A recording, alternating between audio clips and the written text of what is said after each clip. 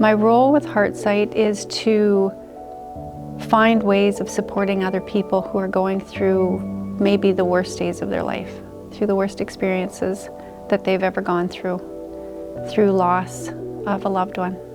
I find that Heartsight is integrated into my life through social media, going on and finding other people who are struggling, through connecting with people who are like-minded, who are also passionate about helping others, through finding other parents who've lost children, through learning more about the grieving process and how we need to do a better job of managing the way that we deal with the whole system around grief and loss and sudden cardiac arrest and how to save people.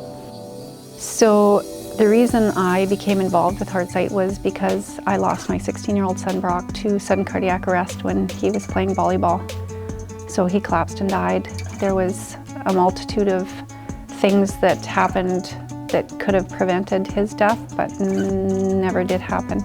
And so I think that reviewing and learning all of the things that happened to him really made me passionate about seeking change for other families to try and prevent loss of other children.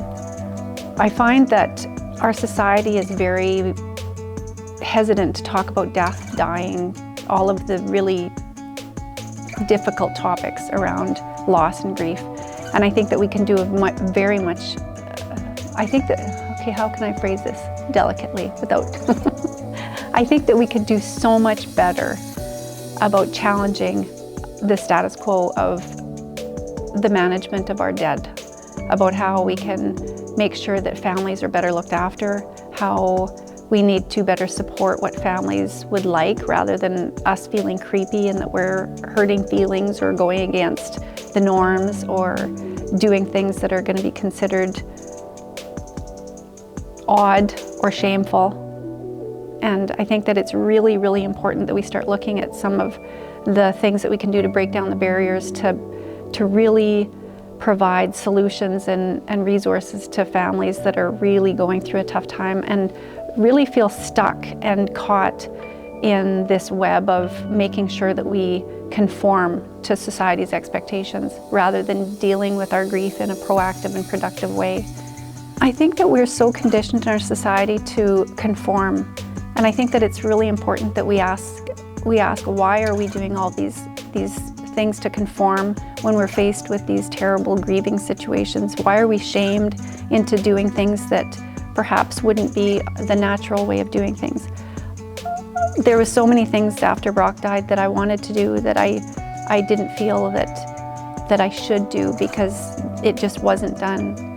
For example, I wanted to stay with Brock that night in the hospital, but everybody was like, you can't spend time here, you have to go home. Really, those were the only moments that I would ever be able to spend with him again. So I think we have to make sure that we're honoring the wants and needs of the parents and the families, and what's good for one family is not good for another, and what's good for one family member isn't good for another. But you still have to make sure that you're doing things that are important to that family member at that time, because you live with a lifetime of regret afterwards. So I think that that is the most important thing. There's nothing that is bad or awful about wanting to do things differently. It's just maybe we haven't heard of them before. Maybe it's just not something that we've thought about. And so we have to be really open and careful about judging family members for wanting to do something a little bit different outside of what's typically considered the norm. Because I think there's perhaps a lot of things that we could be doing differently that are not even discussed or thought of, or because we're so busy trying to conform to what is expected. I think that after you lose a child from sudden cardiac arrest, there are so many moments throughout the rest of your life that you're left with this enormous, gargantuan hole of could have been, should have been, what ifs. All of those moments that in your family celebrations, there's that huge hole, there's that picture. Like that person missing in every family picture.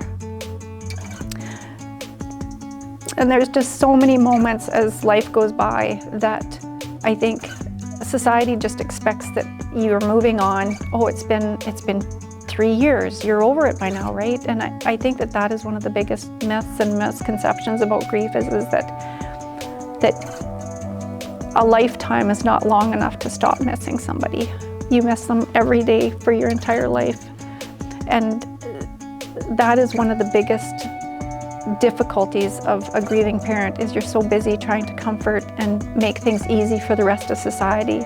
You're trying to put on your happy face to not make other people uncomfortable, whereas really society needs to step up and they need to allow people to be sad and grieve and be real and celebrate those losses and live in gratitude for the very hard, difficult days.